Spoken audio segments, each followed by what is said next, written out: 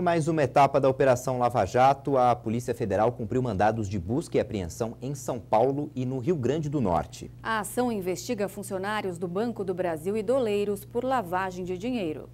Foram cumpridos 7 mandados de busca e apreensão em São Paulo e um em Natal, no Rio Grande do Norte. Segundo o Ministério Público Federal, 3 gerentes e um ex-gerente do Banco do Brasil são suspeitos de facilitar a realização de operações de lavagem de dinheiro entre 2011 e 2014. De acordo com a PF, as movimentações são milionárias. Estima-se que o montante ilícito movimentado por esse conjunto de investigados supere 200 milhões de reais. São objeto de apuração, alvos de apuração, 3 gerentes do Banco do Brasil, um ex-gerente do Banco do Brasil e 2 operadores financeiros. Isso não quer dizer que não tenham outros operadores financeiros envolvidos, mas sim o fato de que esses 2 operadores que hoje são objeto têm buscas e apreensões sendo cumpridas em seus endereços, eles ainda não tinham sido alvos de fases anteriores da operação. As empresas que faziam contratos com a Petrobras precisavam de dinheiro em espécie para o pagamento de vantagens indevidas aos agentes públicos. Nas investigações, os documentos revelados por colaboradores mostraram que um doleiro levantou 110 milhões de reais em espécie para o pagamento de propinas. Para isso, ele teria usado cheques obtidos no comércio em São Paulo. Também era feita a abertura de contas sem a documentação necessária. Outra estratégia era falsificar assinaturas em nome de empresas do ramo imobiliário. A suspeita é que gerentes de agências bancárias participavam do esquema ao dar suporte às operações de desconto de cheques. Em troca, os funcionários recebiam comissões dos operadores e vendiam produtos da agência para atingir metas. Eles precisaram se valer do sistema financeiro nacional e internacional. Para que eles se valessem desse sistema financeiro nacional e internacional e conseguissem executar essas operações pelo maior tempo possível, eles acabaram por cooptar, e é isso que está sendo investigado na fase de hoje, gerentes de instituições financeiras que acabavam auxiliando esses criminosos a burlar os sistemas de prevenção à lavagem de dinheiro, os sistemas de compliance do banco. Os elementos que foram angariados pela Operação Lava Jato em diversas fases, desde a primeira fase, demonstram, então, que para atingir essa finalidade, operadores financeiros cooptaram gerentes de banco e os quais receberam promessas e pagamentos de propina em decorrência disso. O presidente Jair Bolsonaro sancionou hoje com vetos o projeto de lei que altera as regras para partidos políticos e para as eleições. Os trechos sancionados pelo presidente já vão valer para as eleições municipais do ano que vem. Já os vetados só valerão em 2020 se o Congresso derrubar esses vetos. Os parlamentares devem analisar os pontos na próxima semana. Entre os trechos vetados por Bolsonaro estão a recriação da propaganda político-partidária gratuita em rádio e TV e a utilização do fundo partidário para pagamento de multas. Já entre os pontos mantidos pelo presidente estão a permissão para usar o fundo partidário para pagar contadores e advogados em processos envolvendo eleições e também o trecho que permite doações para partidos por meio de boleto ou débito em conta. A administradora Eco Rodovias venceu o leilão de concessão da rodovia BR 364 e 365, que liga Uberlândia, em Minas Gerais, a Jataí, no estado de Goiás. Este é o primeiro leilão do tipo no governo Bolsonaro. A empresa vai administrar pelos próximos 30 anos um trecho de 437 quilômetros. Essas estradas fazem conexão com as rodovias BR-050 e BR-153 e são um importante corredor de escoamento da produção agroindustrial do Sudeste goiano e Triângulo Mineiro. O leilão aconteceu na sede da Bolsa de Valores de São Paulo. A empresa ofereceu uma tarifa de pedágio de R$ 4,69, um desconto de mais de 30% em relação à tarifa máxima determinada pela Agência Nacional de Transportes Terrestres. A concessão prevê 7 praças de pedágio. De acordo com os estudos do Programa de Parceria de Investimentos, a concessão prevê investimentos totais de R$ 4,5 bilhões de reais a serem aplicados no sistema viário ao longo dos 30 anos de concessão. A Petrobras aumentou o preço da gasolina nas refinarias em 2,5%. O diesel não teve o valor alterado. Na semana passada, a alta da gasolina já tinha sido de 3,5%. As manchas de óleo que têm aparecido em praias do litoral nordestino já atingiram 8 estados da região. O mais afetado é o Rio Grande do Norte e ainda não se sabe a origem do óleo. A Petrobras já afirmou que o óleo cru não é produzido no Brasil. A suspeita do Departamento de Oceanografia da Universidade Federal do Rio Grande do Norte é de que o material foi provavelmente descartado em águas internacionais por navios cargueiros e acabou sendo levado pelas correntes marítimas. 7 tartarugas e uma ave foram encontradas mortas. O Supremo Tribunal Federal deve retomar na próxima semana o julgamento que trata da ordem de apresentação de alegações finais envolvendo delações premiadas. Ontem, a Corte formou maioria a favor da tese de que réus delatados têm o direito de falar depois dos delatores. O caso é polêmico e pode afetar condenados na Lava Jato. Segundo um balanço divulgado pela Força Tarefa, 32 sentenças que envolvem 143 condenados poderão ser anuladas.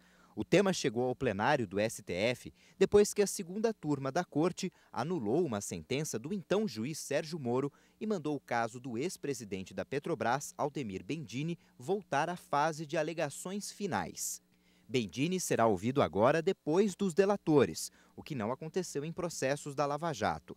Com essa decisão, as defesas de outros condenados pediram o mesmo direito, como fizeram os advogados do ex-gerente da Petrobras, Márcio de Almeida Ferreira. O julgamento do caso começou na sessão de quarta-feira com o voto do ministro Edson Fachin.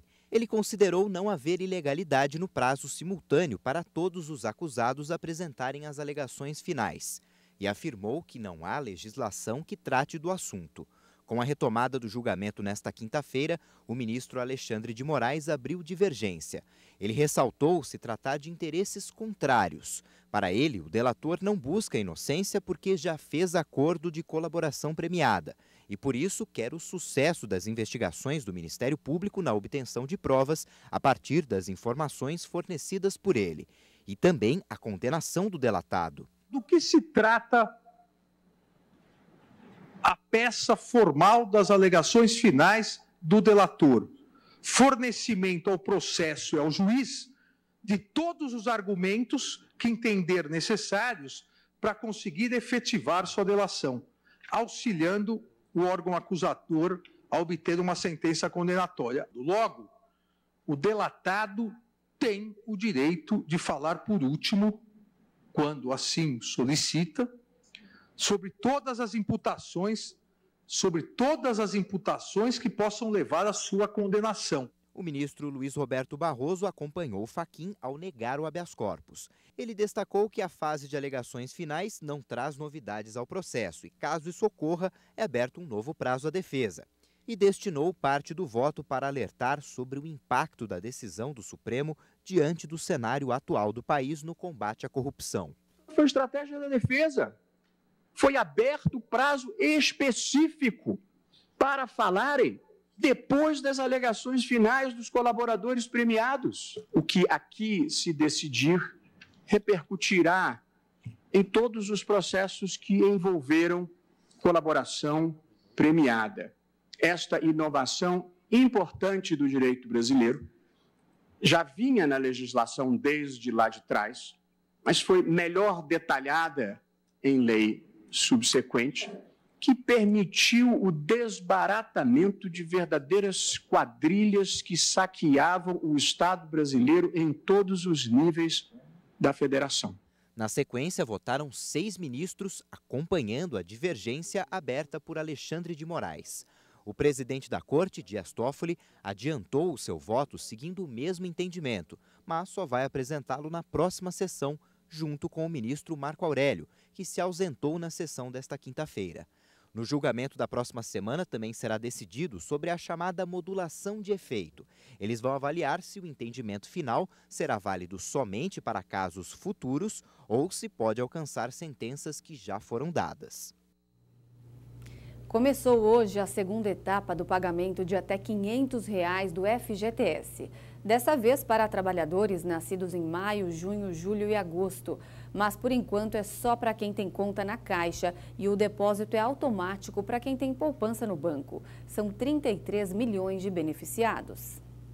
O desemprego caiu na comparação com o mesmo período do ano passado, mas o número de trabalhadores por conta própria e sem carteira assinada bateu um novo recorde em agosto. Os dados foram divulgados hoje pelo IBGE. A taxa de desemprego no Brasil ficou em 11,8% no trimestre encerrado em agosto. Com isso, 12 milhões e 600 mil pessoas ainda estão sem trabalho fixo. Já na comparação com o mesmo trimestre do ano passado, a taxa de desemprego caiu 0,3 ponto percentual. Apesar dos sinais de recuperação do mercado de trabalho, os dados do IBGE mostram que o aumento da população ocupada tem sido puxado pelo aumento da informalidade. O trabalho sem carteira e por conta própria bateu novo recorde na série histórica da pesquisa, iniciada em 2012. A categoria por conta própria passou de 24 milhões de pessoas no trimestre encerrado em agosto, o que representa uma alta de 4,7% em relação ao mesmo período de 2018. Já o número de empregados sem carteira de trabalho assinada atingiu o recorde de 11 milhões e 800 mil pessoas, o que representa um crescimento anual de 5,9%. No total, em agosto, 41,4% da população ocupada se encontrava na informalidade. Segundo dados do Ministério da Economia, o país criou 593 mil vagas formais desde o início do ano. O número de trabalhadores com carteira assinada ficou em 33 milhões, o que representa uma estabilidade. Está aberto o período dos empregos temporários. São mais de 570 mil vagas até o fim do ano em todo o país. Esse número é 14% maior do que no ano passado. É uma excelente oportunidade para quem está desempregado se apresentar de novo ao mercado de trabalho. Depois de 20 anos numa mesma empresa, o Cristiano se viu desempregado. Foi aí que começou a maratona de entrega de currículos. Foram 6 meses de muita procura, mas quando apareceu a vaga temporária, ele agarrou a oportunidade. Tem a oportunidade de mostrar o seu serviço e eu mesmo pensava, acabou de 6 meses, acabar o contrato, tudo, mas aí tive a sensação e a oportunidade de ficar, é muito bom, então vale a pena sim, com certeza. O Cristiano fez a parte dele mesmo. Tanto que a vaga temporária se transformou em efetiva, com carteira assinada e tudo. A demanda estava muito grande, a empresa está em processo de crescimento e aí durante esses 6 meses o serviço foi produtivo e aí eles resolveram me efetivar e a gente está aí há 7 meses aí exercendo a função. A Erlaine está nessa mesma expectativa. O contrato temporário dela vence em 2 meses e ela quer muito permanecer na empresa. Estou gostando muito, as expectativas são grandes, né? Tem uma expectativa de efetivação, mas tenho o pé no chão. Sei que fui contratada para ficar 6 meses e que terminando esses 6 meses pode ser que não tenha aí uma continuidade desse contrato, uma efetivação desse contrato. Mas as expectativas são boas. A empresa que a Erlaine e o Cristiano trabalham fica em São Bernardo do Campo, na Grande São Paulo. E sempre abre vagas temporárias quando o fim do ano bate a porta. Esse ano, por exemplo, nós temos aí uma perspectiva de cerca de 60 vagas, né, temporárias aí, para suprir as nossas necessidades aqui de empresa. A gente sabe que a demanda, a procura de empregos não está fácil aí dentro do cenário nacional e é uma boa oportunidade dessas pessoas se ingressarem numa empresa e darem seguimento, né? Quem sabe até uma oportunidade melhor. Né? Com a chegada do fim do ano e já de olho no aumento das vendas, muitas empresas precisam contratar mais funcionários para dar conta de atender os clientes. Essa é uma boa notícia para quem está procurando uma colocação no mercado de trabalho. De acordo com a Associação Brasileira do Trabalho Temporário, daqui até dezembro serão 14% a mais de vagas do que nessa mesma época do ano passado. Ou seja, são 70 mil vagas a mais se comparado ao mesmo período de 2018. Confiança do comércio, né? Existe o índice de confiança do comércio medido pela Fundação Getúlio Vargas, que mostra que os últimos 3 meses houve um crescimento da confiança. Então, isso mostra uma tendência, né, para o comércio estar reagindo. Né?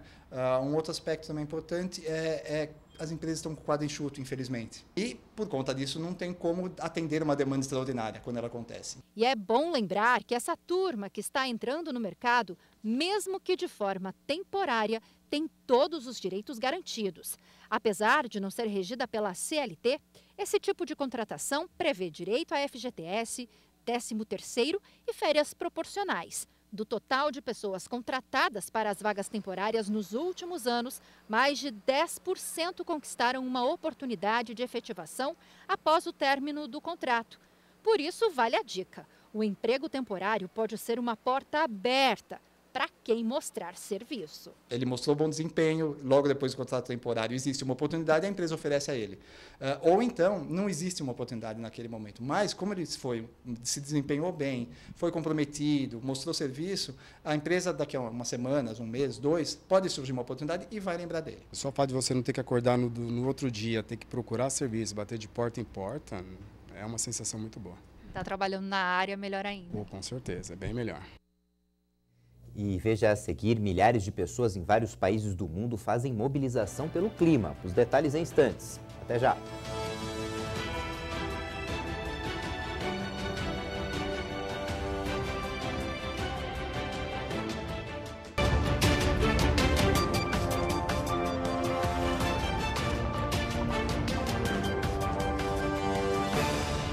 O estado do Ceará chegou hoje ao 8º dia de incêndios criminosos. São pelo menos 90 ataques que atingiram ônibus, prédios, transportes escolares e veículos particulares, e até um posto de saúde foi atacado. Até o momento, a polícia capturou 80 pessoas. O governo do Ceará informou que 507 presos já foram transferidos por causa da onda de ataques. O clima político nos Estados Unidos, a sinalização de corte de juros no Brasil e atuações do Banco Central no câmbio fizeram o dólar comercial encerrar o último pregão da semana em queda. A moeda norte-americana baixou 0,15%, vendida a R$ 4,15. A Bolsa de Valores também fechou em queda de 0,23%. Mais de 170 países se mobilizaram hoje na greve mundial pelo clima. Na Nova Zelândia, o número de pessoas foi recorde. 40 mil manifestantes se reuniram em frente ao parlamento para exigir mudanças. Veja agora em um giro de notícias internacionais. Em Wellington, capital do país, crianças com uniforme escolar se juntaram a adolescentes e antigos ex-combatentes. Em Portugal, cerca de 3 mil jovens saíram às ruas de Lisboa. Alunos da Nigéria se manifestaram com cartazes exigindo ação imediata de seus líderes. Na Rússia, dezenas de ativistas de movimentos ecológicos, incluindo o Greenpeace, pediram ao país que reduza as emissões de gases de efeito estufa e implemente uma estratégia de longo prazo. Em Washington, centenas de manifestantes marcharam pelas principais vias da cidade que foram bloqueadas. Há uma semana, mais de 4 milhões de pessoas se mobilizaram em todo o mundo para uma sexta-feira pelo futuro, o movimento de greve estudantil lançado há um ano pela jovem ativista Greta Thunberg. O petroleiro sueco Stena Impero, retido desde julho pelo Irã, já está em águas internacionais. A embarcação deixou a República Islâmica depois de receber a autorização final de Teherã. Mas o país disse que a liberação não significa que o caso esteja encerrado. O confisco do navio sueco ocorreu dias após o petroleiro iraniano Grace One sofrer o mesmo destino em Gibraltar, suspeito de transportar petróleo para a Síria. O governo mexicano decidiu retomar as buscas dos 43 estudantes desaparecidos no estado de Guerrero há 5 anos. A decisão foi tomada um dia depois que milhares de pessoas saíram às ruas para protestar. O governo descreveu o caso como um desaparecimento forçado cometido por agentes estatais e está oferecendo uma recompensa milionária para quem encontrar os responsáveis. A americana Delta Airlines anunciou que adquiriu uma participação de 20% do grupo Latam por US$ 1 bilhão e 900 milhões. A operação levará a chilena brasileira a abandonar a aliança OneWorld, que lhe vincula a American Airlines, entre outras companhias. A gigante americana divulgou que vai vender sua fatia minoritária de 9% na Gol e comprar 4 aviões A350 da Latam. A Delta ainda vai assumir o compromisso da companhia sul-americana de comprar outros 10 aviões da fabricante europeia Airbus, com entrega entre 2020 e 2025. Pela primeira vez na história, a Arábia Saudita vai emitir vistos para turistas comuns. O desenvolvimento do turismo é um dos principais focos do programa de reforma Visão 2030, que tem o objetivo de diversificar a economia local, ainda completamente dependente do petróleo. O anúncio ocorre 2 semanas após ataques devastadores a várias infraestruturas petrolíferas sauditas e que vem abalando os mercados mundiais de energia.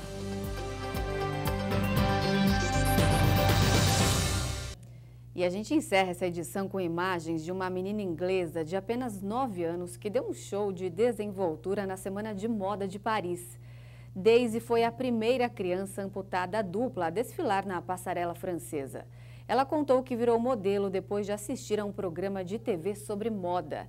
Desde então, trabalha para várias marcas famosas pelo mundo. Uma boa noite para você. Boa noite, um ótimo final de semana e até segunda.